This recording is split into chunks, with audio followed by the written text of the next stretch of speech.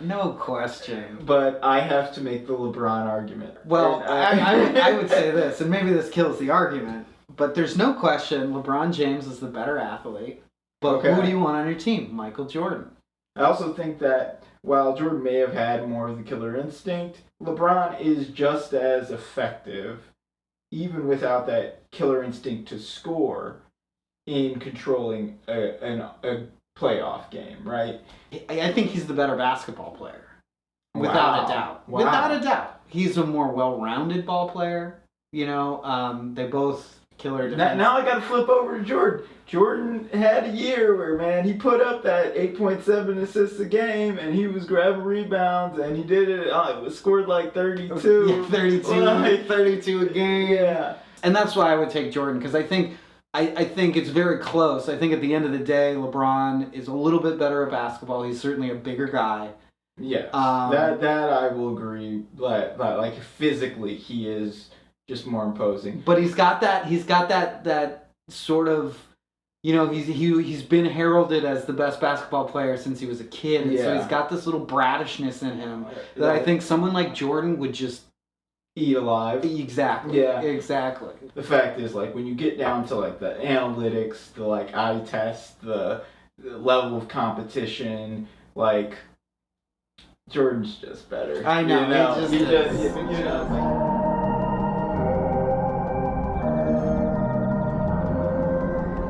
Welcome, everybody.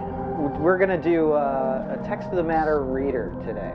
So normally we like to take specific texts, break it down for you, talk about it, you know, with a fine-tooth comb, and really talk about what, you know, this thinker or this specific book is offering.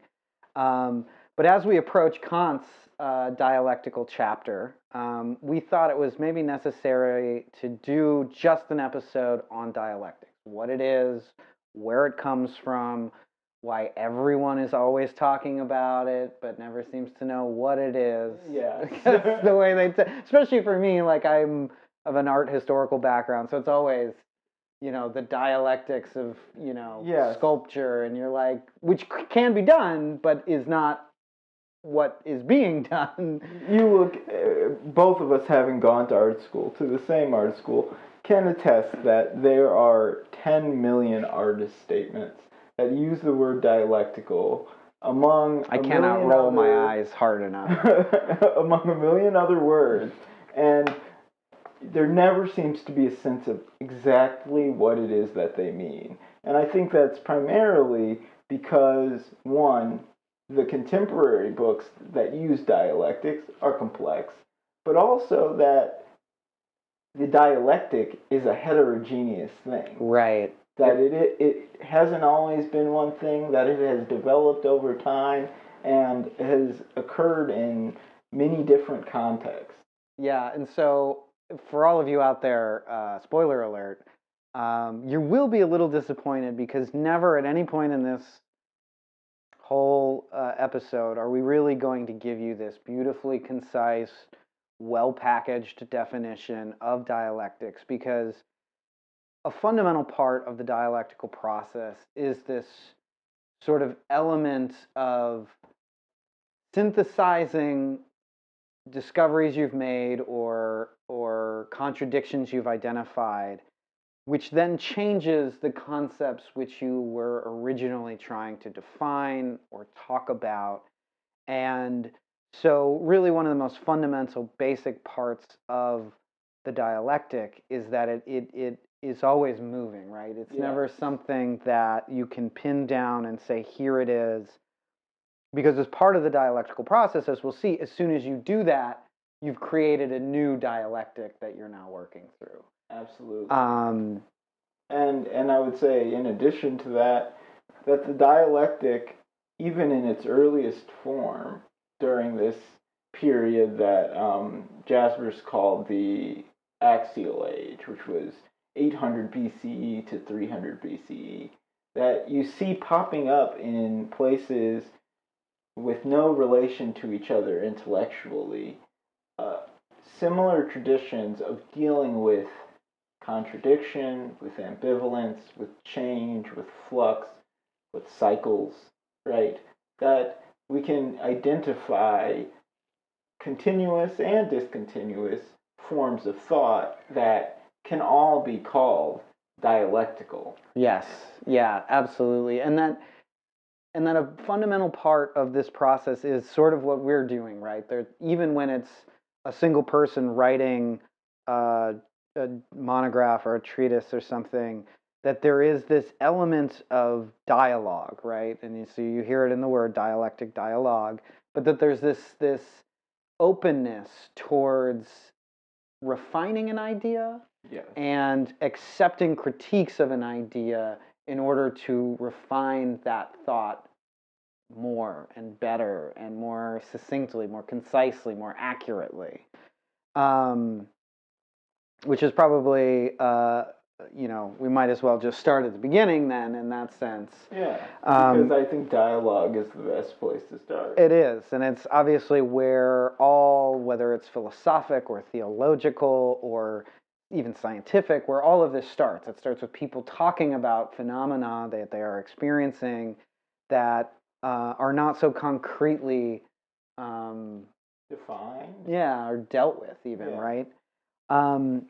And so I did want to start this, though, with a kind of thought that I want everyone to keep in mind as we talk about what dialectics are, where they came from, how they've evolved, because it's something that I think if you hold with you as we go through this, will make those sort of more challenging parts less challenging. And so this is from a book Adorno wrote.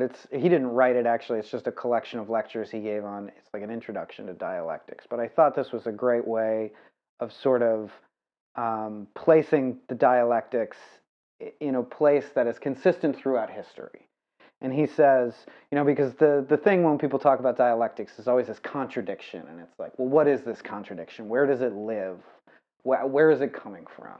And what Adorno says is that the true contradiction of the dialectic is that between the methodology of thought, right, so the dialectic itself, and the thing itself it seeks to represent.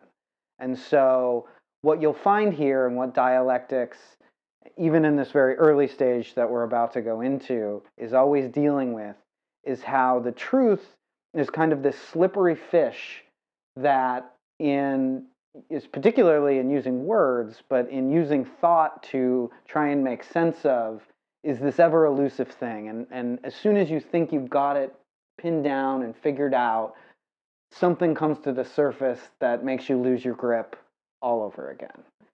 That's perfectly said. Yeah, I mean, that's kind of why I love Adorno, is he, as verbose as he can be, sometimes he has these moments of like, pristine clarity, where you're like, extreme lucidity. Dude, it's that simple? Okay, thanks. Yeah. Thanks for that riff on jazz, buddy. Yeah. Oh my God. At any rate,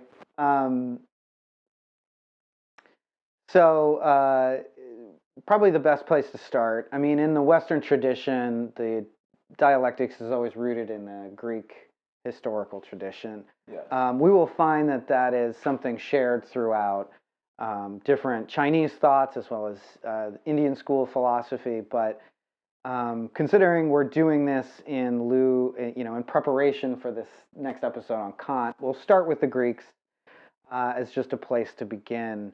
So as I said, dialectics, it has its root in dialogue. Yes. And very specifically, you've probably all heard of the Socratic dialogue, another thing I hear used in art school classes all the time, that this class is a Socratic dialogue. And it's maybe not, but Socratic dialogues, I think even more from Socrates, who didn't leave anything written down, who was more of this thinker and somebody who was always asking questions, is really rooted in Plato. Yeah. And in most of Plato's works, they are set up, even though he's writing them alone, even though he's not recording anything necessarily, most of his books are set as dialogues. So he'll have, 2 to 4 interlocutors talking about a specific topic, trying to find whatever truth they can find from that. Yeah. And this is probably the earliest place that we can center dialectics in. Right? Absolutely.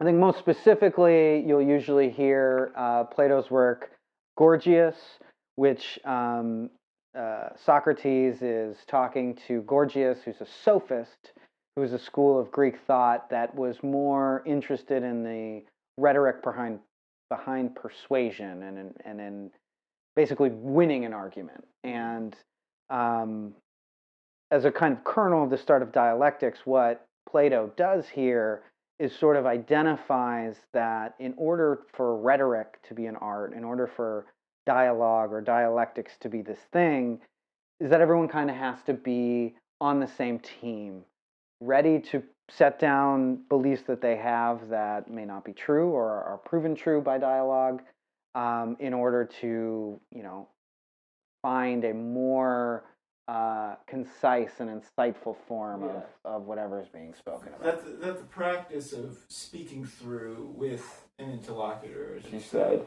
is a process of refinement, but only if you have the trust of your interlocutor to, stand on the same argumentative grounds, to not use trickery, to not use, tricks of language, right? To play with the way that we argue, and yeah, that seems to be the foundation for it.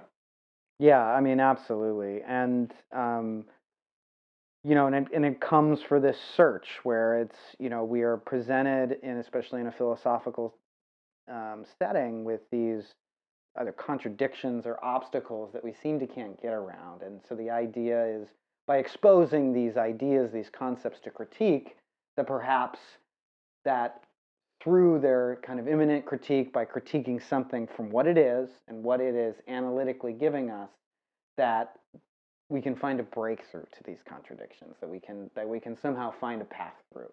Right? Yes. And it goes from Plato, right, to Aristotle, and Aristotle is definitively where the word dialectic comes from, and where this idea of a dialogic, right, a logic of dialogue is formalized in some way. And there's a way that he distinguishes the way that we reason, right? He talks about a demonstrative deduction and a dialectical deduction. So a demonstrative deduction would be one that would come from like a true primary source, right? So if we're talking about at that time what would have been a philosophy of science of some sorts or philosophical sciences, that would be a true and primary source. Whereas in the case of the dialectic, it looks at what he called endoxon, or true and primary premises that everyone considers acceptable. So that's where the dialogue comes in. Two people are arguing something, someone really believes what they're saying, another person believes what they're saying, and that you use the dialectic then to go over these premises, and in the form of a syllogism, which is something that we went over in Kant. Exactly, right? exactly. And we'll find this reflected in sort of all the forms of the dialectic that we'll go over, is that that it does rest on usually a kind of logic or grammar. Yes. Right. In order to be clear and to identify truth, right, you need some kind of structure of logic to prove these things. Yeah, and so the syllogism, we can break it down to a very simple form, which is like if A equals B and B equals C, then A equals C, right? Like, that's often the way that it's thought of. It can become more complex, but, that's the general form of it. Yeah. And so he said that the dialectic always began with a problem, which was in Greek an aporia, which is another word that you might hear in philosophy. And he had various standards, right? Standard one was a conclusion follows necessarily from premises. 2 was that a conclusion is not identical with any premise. 3 was a conclusion follows the premises. 4, that the predicate of the refutation, so that the subject and verb of the refutation's conclusion is the same as that of the thesis. 5, the predication of the refutation's conclusion signifies the same object as that of the thesis, so that everyone's agreeing what they're talking about, right? 7, the premises of every deduction are predicative questions, so you're truly questioning something. You're not, just kind of meandering in something that is known. And then 8, the deductions are consistent if the expression is changed. So in here we see a kind of matter of language. And then from that, he derived fallacies. And so whenever you hear someone talk about a logical fallacy, this is where they're derived from, right? Yeah. The logical fallacies all are born out of his description of dialectics. So he began with those that were in language. So we had the homonym, right? Different use of the same word. So if you're both arguing over something and you're using 2 different meanings of the same word, then that's a fallacy, right? Amphiboly or ambiguity, which we got into with Kant.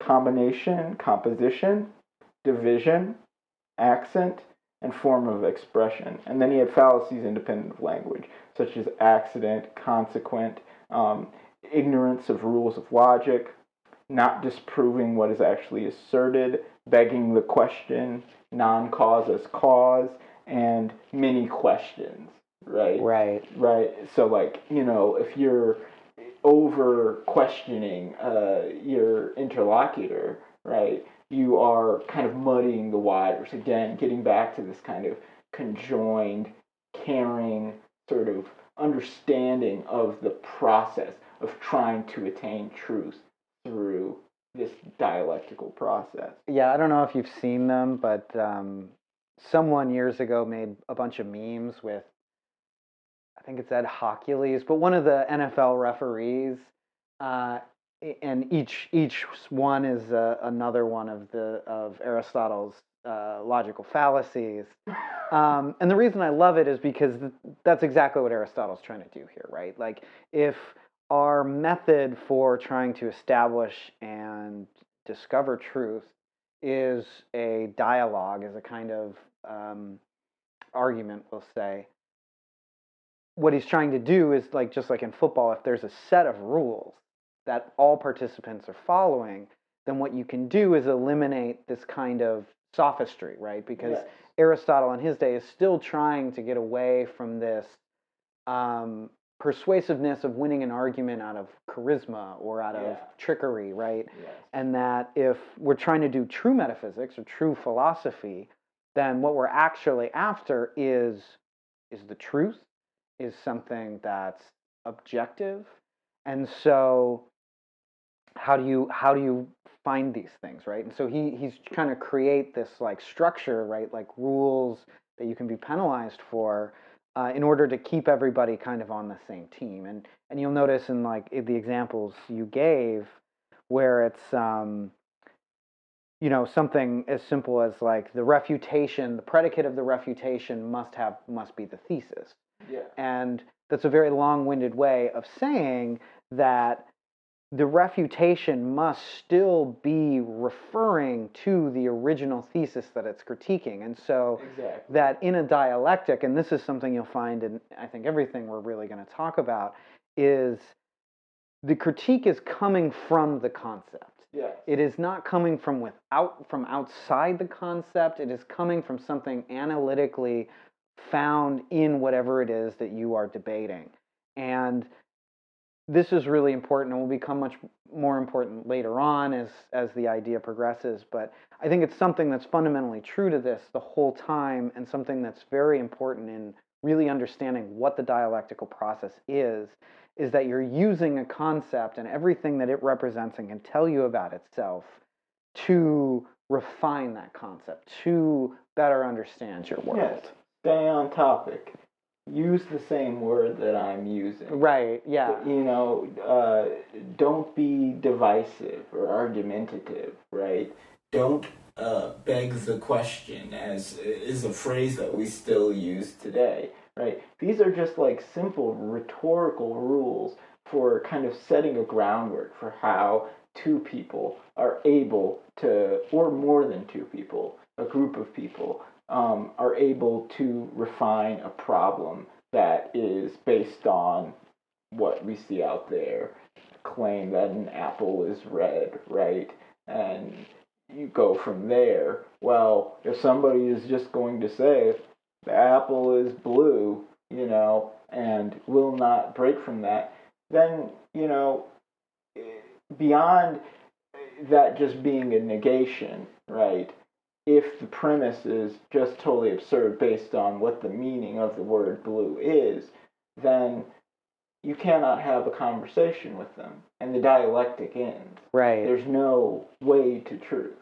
I could probably have picked a better example than a color one, but which is very subjective. But even with like color blindness or something, like red and blue are different shades, yes. right? And but what I think you're saying is like we're not getting blue from red, and so yes.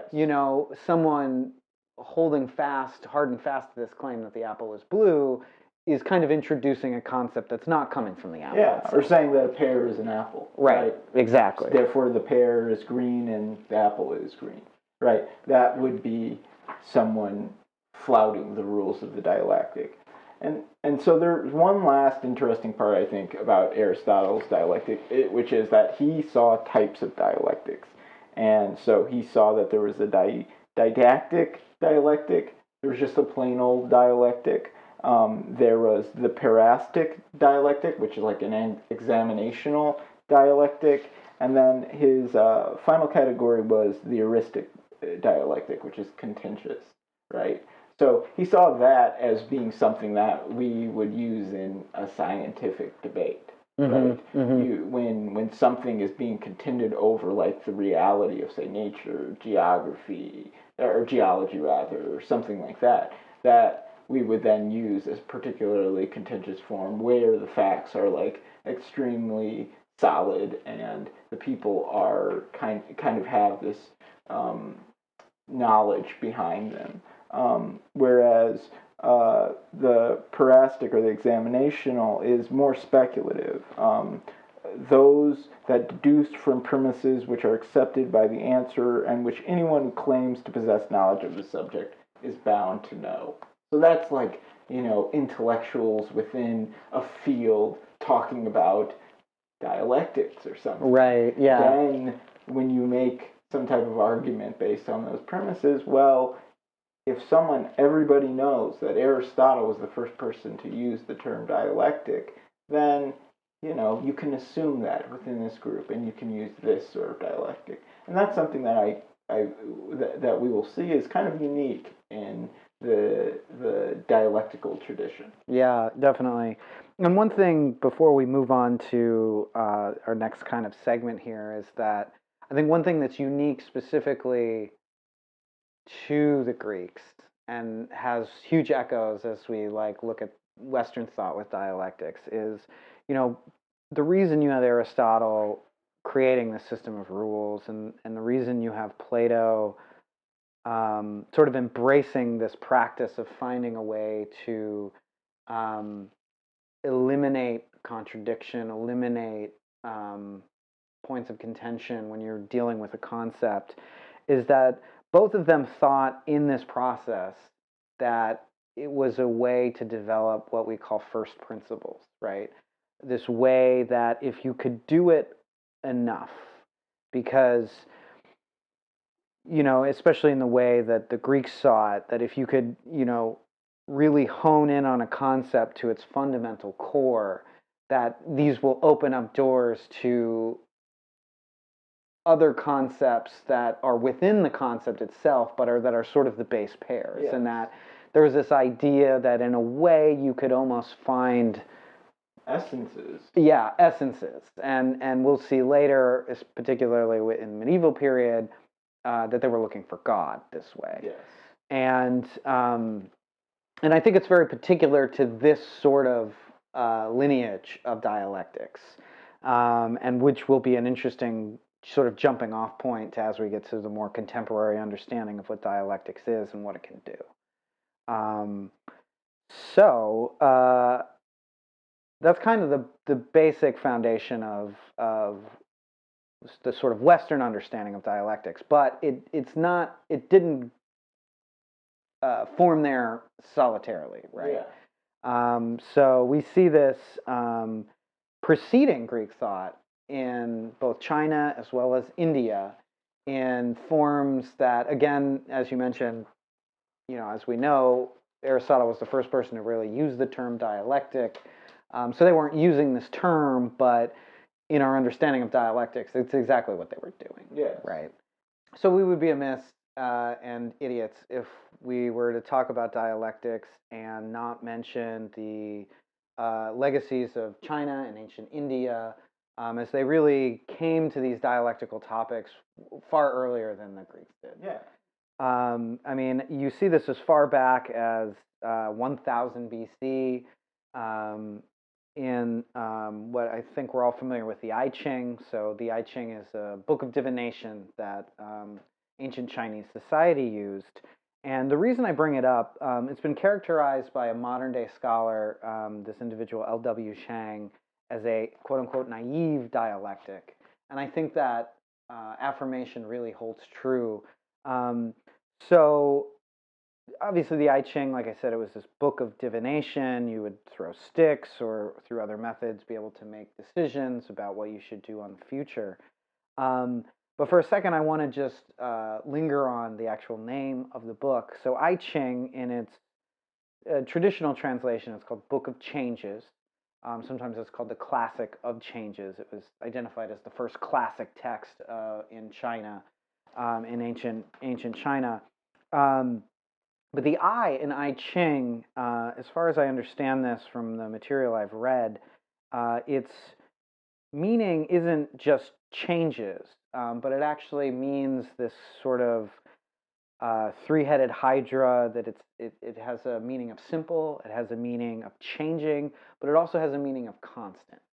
And so basically what you have is this book to help people live their lives, that is embracing the fact that your life is constantly changing, yet is constantly the same thing, right? We all go through our lives constantly as the same human that we are, the same individual, the same subject, yet we're constantly changing. Yeah, there's this flux. Exactly. And so very early on, from like the dawns of written history, really, we're presented with this idea of the dialectic, that this idea of a concept that is sort of contradicting in itself, right? Yeah. That even life or that experience is constantly facing these contradictions that must be lived through, And so around 600 BCE, you have the birth of the Yin Yang or the Yi Jing,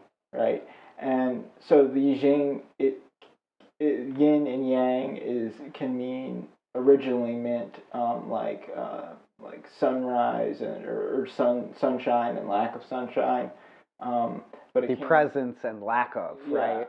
Yes, and then I love that. It came to mean absence or presence and absence, male and female, and there's this famous story that comes from this tradition in which I love this story. The horse story is so good.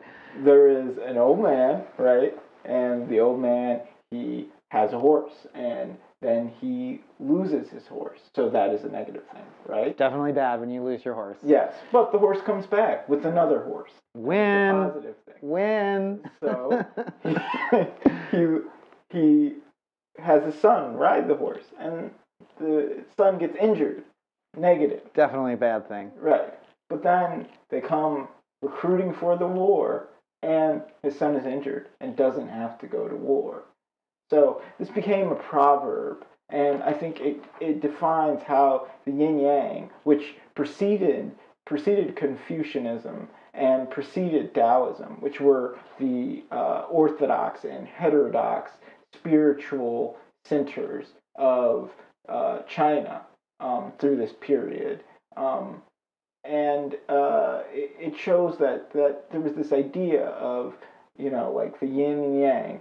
The son would be the yin to the daughter who is yang, but the father would be yin to the son who is yang, right? That everything contained within it a yin and a yang, an internal contradiction, which defined its relationship with external objects, with external ideas. Which so beautifully explains the duality of life, right? That life actually cannot exist without these sides. If you somehow eliminate one side, it ceases to be this living, this being, right?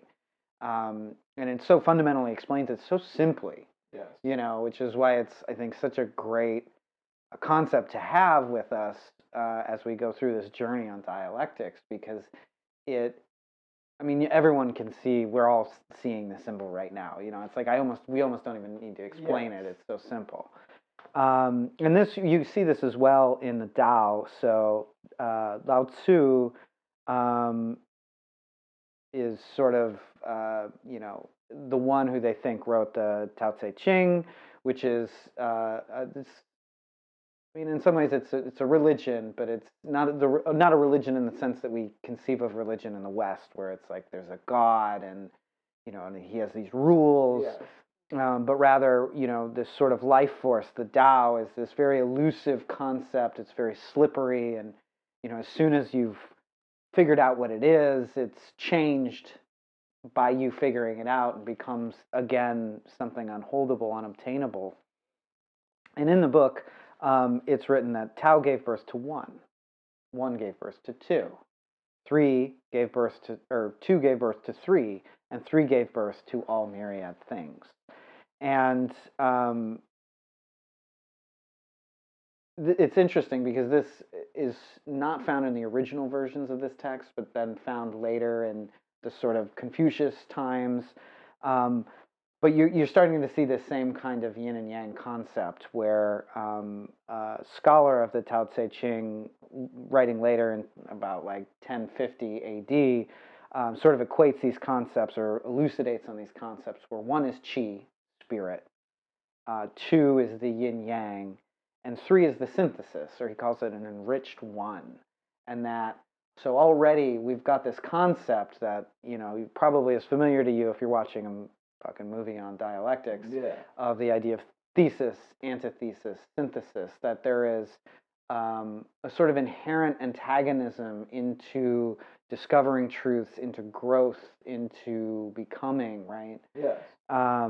That I think is really vital, and a thread that happens very early on in Chinese history and Chinese thought. Yeah, and I found numerous descriptions of how yin and yang functioned in Taoism. Like, for instance, the yin and yang symbolizes all paired existence, the complementary poles of nature, but the two are not to be taken as substances or entities, which divides it from our Western tradition. Right. But as they're not binaries, right? It's a dichotomy. Yeah, they're qualities inherent in all things.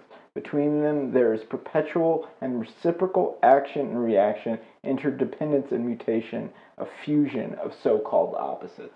So you see that they were in this kind of naturalistic, spiritualistic form of thought by avoiding this kind of secular division between, the life without God and life with God, and having it all intertwined.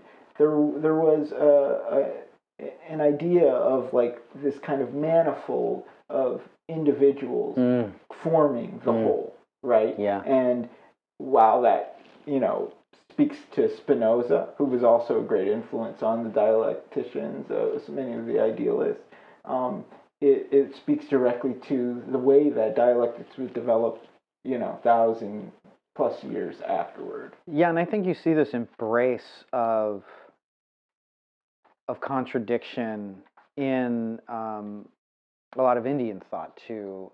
We see it first with Hinduism, but then we'll also see it in Buddhism as well. But there is this kind of spiritual acceptance of the kind of duality of life, Yes. and that it has these antinomies that cannot be separated out of it, right? Absolutely. Like in the Bhagavad Gita, right? It is said that it explores polarities of good and evil, of creation and destruction, of locating in good and bad, like the concept of good and bad, a source of illusion. And it includes a central dialogue, and this is between the Krishna and a character named Arjuna. I'm not sure. I apologize. Sure. Yeah. But the central point of this dialogue is that Arjuna is stuck in thinking either or distinctions rather than both and distinctions, right? And so we can make a simple contextual description here, right? In Western thought, it would be the identity of the cup is A and the identity of the table is B, right?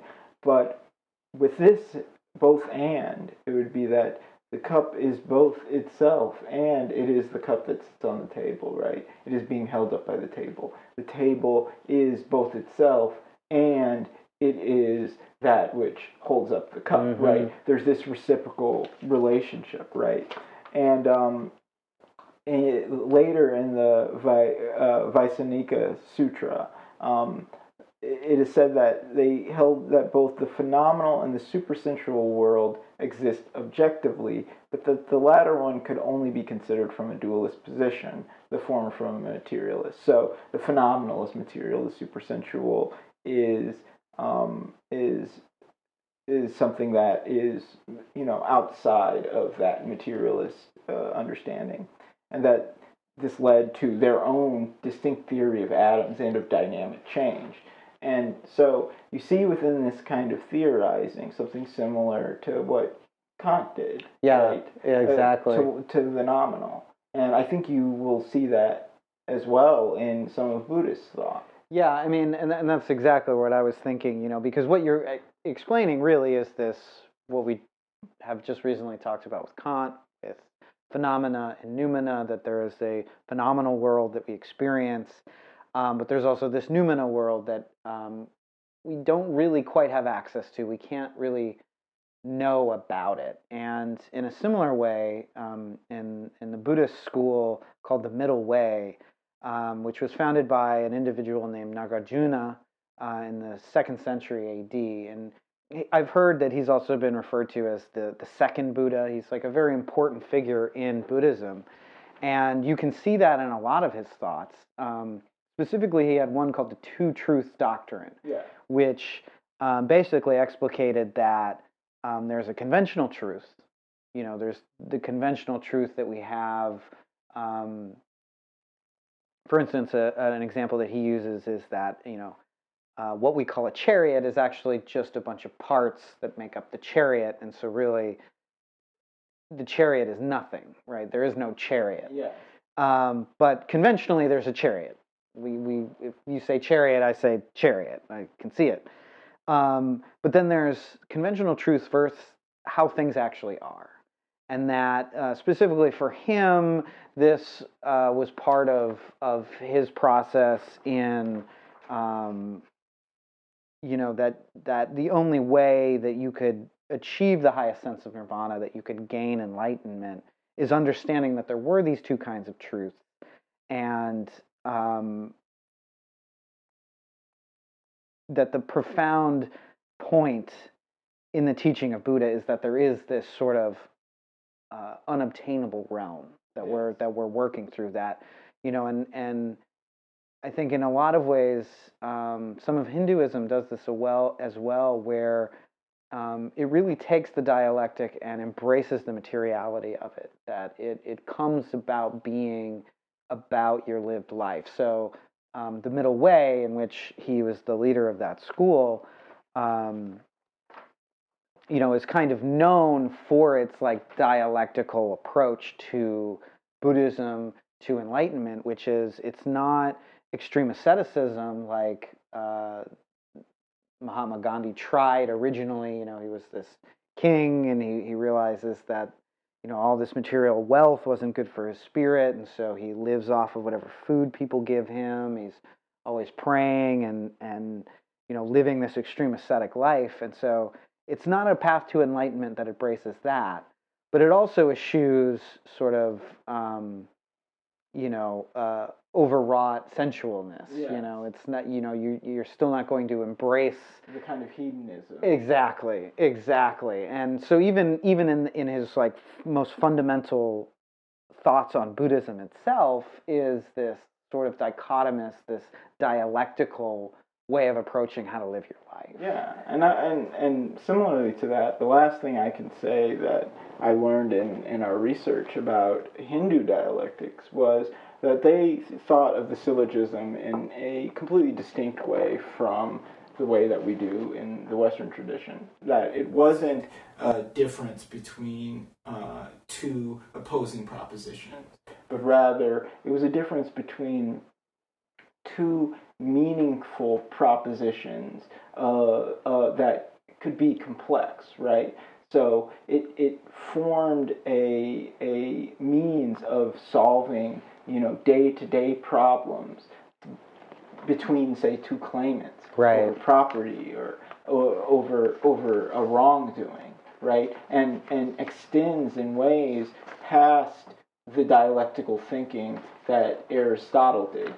It wasn't so formally complex, but it was complex in that it embraced lived life, and I think that we see this throughout.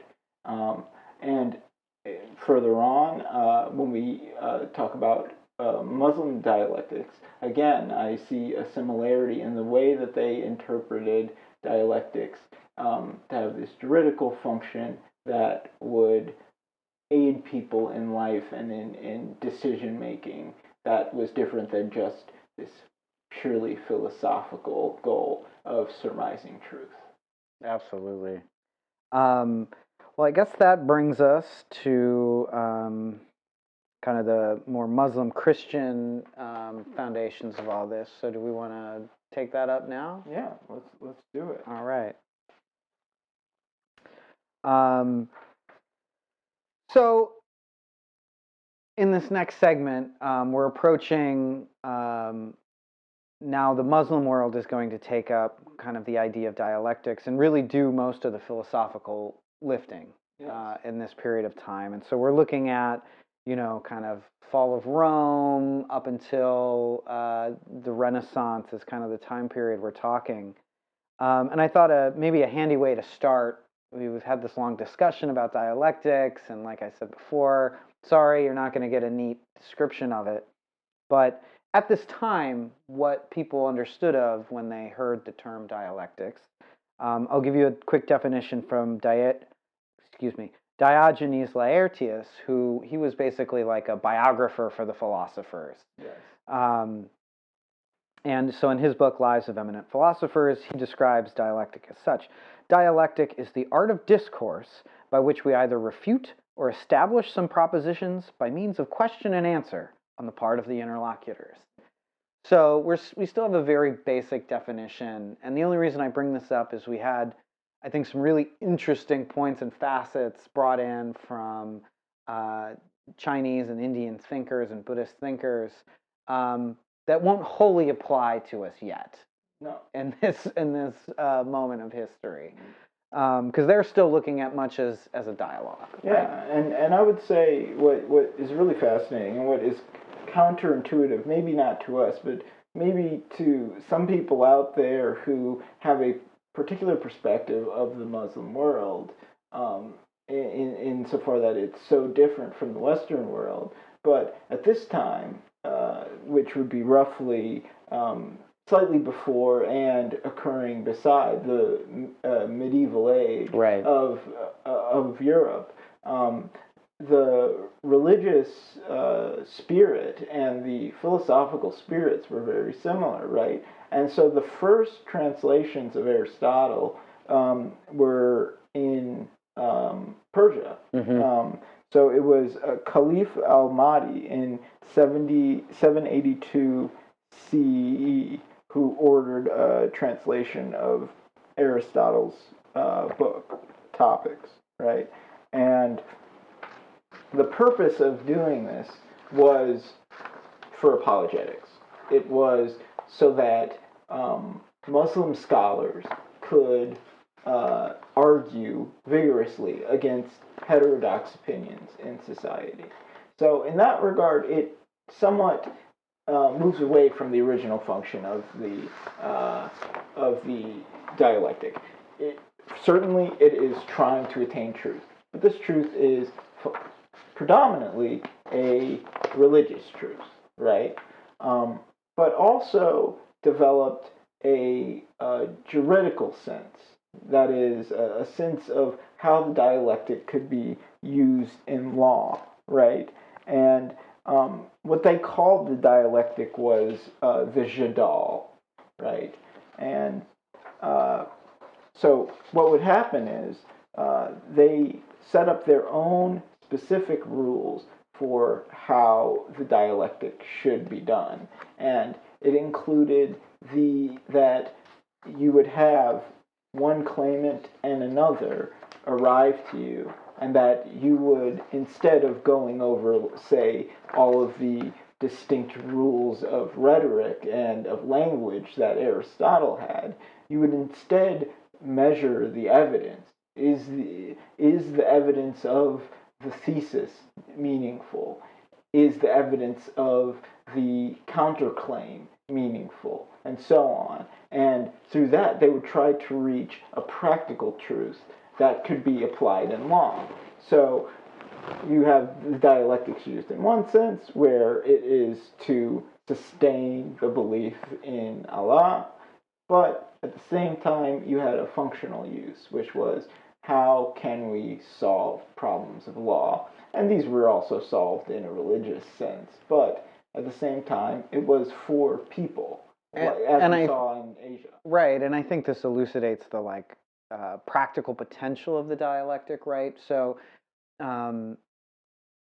even comparative to say our law system, where it's innocent till proven guilty, where we're trying to, in a similar way, measure out the evidence of the claim versus the evidence of the refutation, and then make a judgment. What you're describing is this ability to have many answers. So perhaps the claimant has some good points, but the defendant also has some good points. That there is, to borrow a phrase from our last segment, a middle way, as far as as opposed to our binaristic system where there's a winner and a loser, that there can be these outcomes which subsume both arguments to actually create a circumstance that more effectively translates the actual material conditions of these people's experience, or in whatever way you execute this system, right? Yes, absolutely. And then historically, what is even more fascinating, I think, than the details of how the Muslim dialectic was used, because it was Aristotelian, was how the dialectic got to Christian society. Because, famously, Boethius, maybe earlier than the he was translating around 400 AD or something like that. 400, 600, something like that. Yeah. But however, that translation was not regularly accessible. And it was incomplete, I feel, as well. Yes. Mm-hmm. And so what happened was, in Toledo, Spain, you had a center for the translation from Arabic into Latin. And so many texts, for the text De Anima, a famous Islamic text, was translated into Latin. And in it has secondhand accounts of Aristotle's Topics and writings on the dialectic. And so for much of the history between 600 and 1200, most of these monastic schools that are popping up around Europe are getting Aristotle secondhand through translations of Muslim texts, and it shows a transfer of information that is different than the kind of linear line that is drawn from the Greeks to the Christians and then to the philosophers of the Enlightenment and post-Enlightenment. Yeah, and it also shows, like, we use this term medieval, but it was truly medieval Europe. Persia itself was going through kind of a second period of power and wonder, and we only look at it that way as the Dark Ages because of this Western perspective, that it wasn't inclusive for like all parts of the world, for instance, just the European forebears of a lot of like historiosity, basically. But you're right that the sort of medieval Europeans were actually gaining access to Aristotle through their Arabic counterparts, and in a similar way to their Arabic counterparts, were mainly, especially early on, using the dialectic to prove God. Yes. Saint Anselm of Canterbury has famously said about his dialectics is that I do not seek to understand in order to believe, but I believe in order to understand. And so they were kind of approaching the dialectics very backward to what we do today, right? Today we try and take a concrete concept and imminently describe it in the hopes that it can reveal something transcendental, right? This kind of Kantian approach that we've been talking about. But in medieval Europe, it was far different. Dialectics was a tool, at least very initially, that was used in order to find out, both to prove God's existence, which was like a foregone conclusion, but also to sort of create something learned about concrete life through the words of God. Yeah, I actually think Thomas Aquinas is a perfect example of this. Totally. Right? Because Aquinas had his method, which he is very odd, but actually you can see how it affected the Germanic philosophy that happened afterward.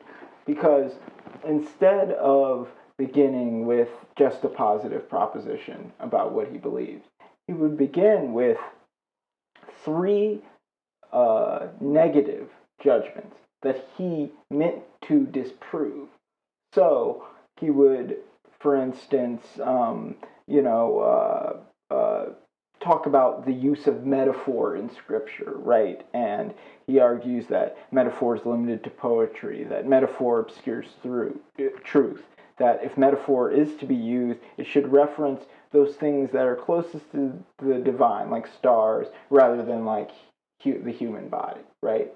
And then he would go and find a scripture, right, that would show a use of metaphor or a description of the use of metaphor that contradicted these 3 determinate questions. And in that part, he would then, through a kind of negation of the negation, would affirm his own beliefs, and only after would make these positive arguments about what he truly believed about God and about what the use of metaphor was in religion. Yeah, and so his Summa Theologiae, it sort of signifies a return of this dialectic. Like, early on in the episode when we were talking about the Socratic dialectics, these texts of Plato, he's presenting arguments again in a way that's like that is sort of very methodical, that goes point through point, and is presenting a concept, and then through refutation finding something that is true. Yes. And so it's like a big move in that sense, because we're sort of returning to a metaphysics that sort of harkens back to both the Greek metaphysics, but also to particularly a lot of Indian dialectics, both Buddhist and Hindu, where you're looking at your use of grammar again, and you're sort of making these arguments through the critique of concepts. Yes. Which is very important, obviously, to philosophy in general. By the time he's writing, it depends on who you read, but some says it's like the sort of fall of this like dialectical flourishing in medieval Europe. William of Ockham and you had Duns Scotus, and they really kind of moved against the dialectic. Yeah, but I think also what was happening is you had folks like Peter Abelard and these other folks who are using the dialectic to try and talk about scripture and then being condemned. Like Abelard, I believe, was condemned twice, and they finally killed him in 1140. Yeah. And so there was this movement that I want to bring up, because what's starting to happen is this moment where this kind of dialectical process, this method, is getting people in trouble, because it's bringing up very real critiques about the sort of word of God and these, this like Christian worldview. Because even if you bring up a contradiction only to affirm, the opposite, you've brought up the contradiction, and now there is a question.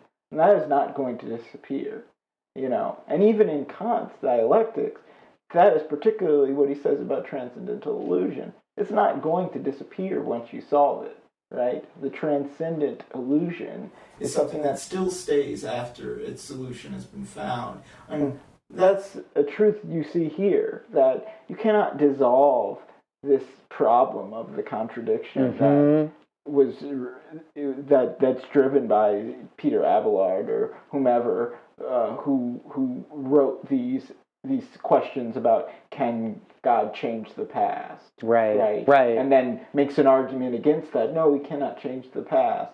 But then and then he argues, well, this shows no difference or does not limit his powers. But all of a sudden now, someone who reads it can think, well, it does limit his powers. Right. We've created a negative limitation for that, right?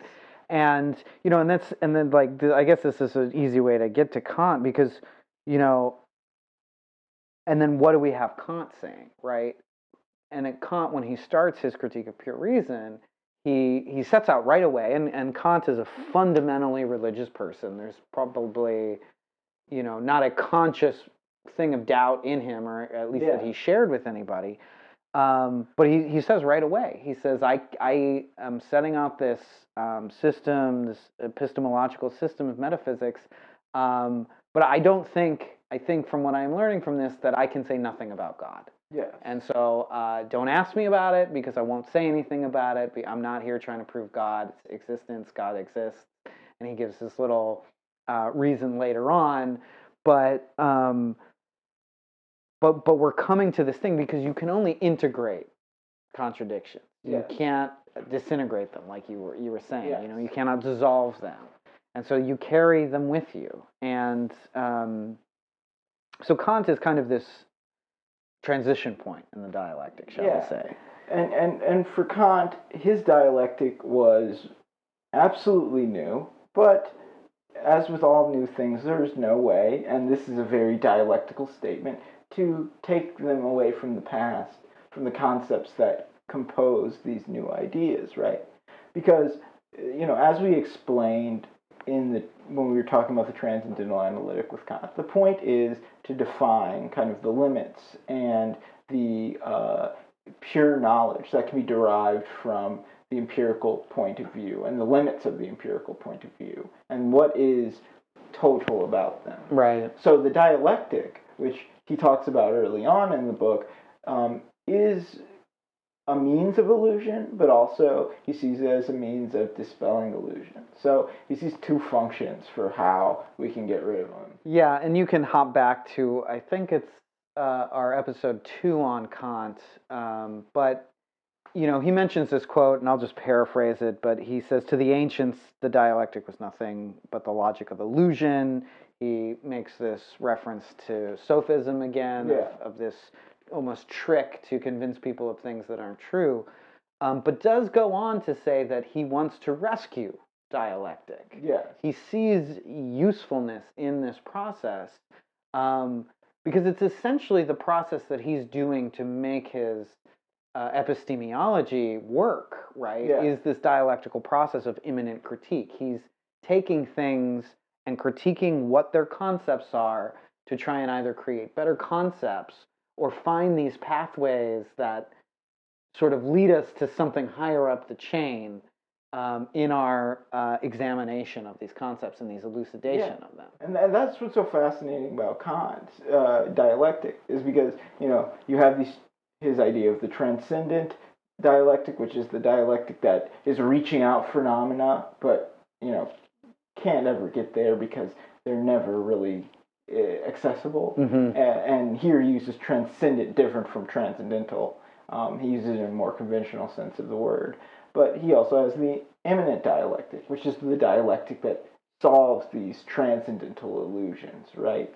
And, he sees these kind of particular problems that we have, right? That we hypothesize concepts, right? Or he uses a strange word. It's like suppression or subreption. Mm-hmm, yeah. Right? Yeah. So, these are fallacies where one applies a principle of experience to pure reason, and on the other hand, the application of a general principle of pure reason to the empirical and specific, right? And hypothesization is to sort of hold, almost like Marxist reification, to hold a concept still, to not be willing to recognize its change. But at the same time, he says those hypothesization can be a positive thing, right? Can help us learn, right? And so he ends with these antinomies, right? These two pairs. And again, if you go back to earlier episodes, he constantly categorizes in the mathematic and the dynamical. So there's two mathematical and two dynamical, right? And they all deal with space and time in our relationship to objects. And interestingly enough, in the mathematical, he is trying to show how these antinomies are wrong-headed, right? But in the dynamical, he's trying to show how they both can be correct, how they both, the idea that, say, in the dynamical case, that things are mechanistic, but they also have an outside cause, and the antithesis that they are only mechanistic, right? Right. Well, he's trying to say they both have possible truth. That there is both a possibility of free will in addition to a mechanistic causality, or just a mechanistic causality. So while Kant isn't consistent on his use of dialectics and doesn't completely formalize it as the later idealists and Marx would, he immediately brings up this tension of internal contradiction, of the ability of even the illusion to produce positive concepts. And these are things that we will get into far more in depth. Yeah, and then in the next episode. So hold on for that. But this is, I mean, ding, ding, ding, ding, ding, ding, ding. Like, this is the moment you're all waiting for if you watched this, because this is the moment when dialectics becomes something more than just a form of rhetoric and dialogue to sort of determine truths, but becomes something more. So thanks everyone for watching our first episode on dialectics. We have a lot more to come. We didn't think it would be a good dialectical episode if there wasn't an antithesis to our original thesis that you can synthesize later. So we're cutting this episode into two parts. So keep your eyes peeled for the next week for the next one to drop. And we'll dig deep into Hegel and Marx and the kings of the dialectic, I guess. Yeah, the joy of the dialectic. Smash that subscribe button. You can hit our Patreon if you want to support our project. And be well, everybody. Yeah, talk to your plants. I like that.